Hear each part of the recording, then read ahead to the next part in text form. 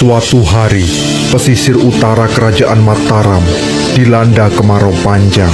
Kekeringan membuat rakyat tak mampu menanam bahan pangan hingga mengakibatkan bencana kelaparan. Kabar itu akhirnya sampai ke telinga Sultan Agung Hanyokrokusumo, penguasa kerajaan Mataram. Dia memerintahkan untuk membuka lumbung pangan keraton dan segera membagikannya kepada warga yang kelaparan, dengan harapan dapat meredakan bencana itu untuk sementara waktu.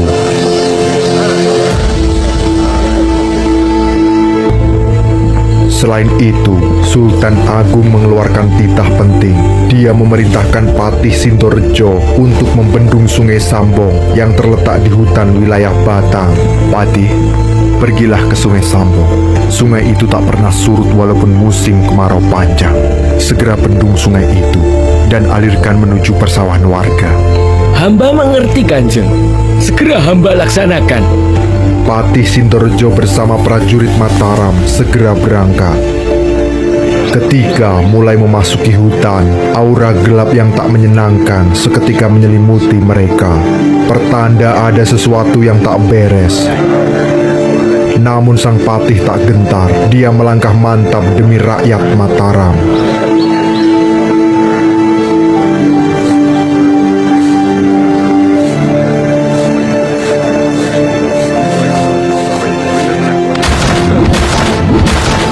Setibanya di tepian Sungai Sambong, para prajurit segera menebang pohon dan mulai membangun bendungan.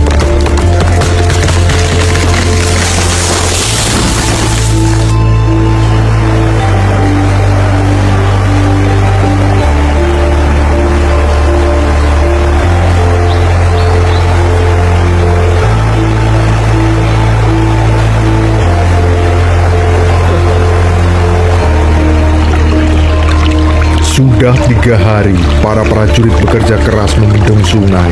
Tiap kali bendungan hampir selesai, ada keanehan yang terjadi. Sungai Sambong seolah memberontak. Dibendung pagi hari, siangnya pasti jebol.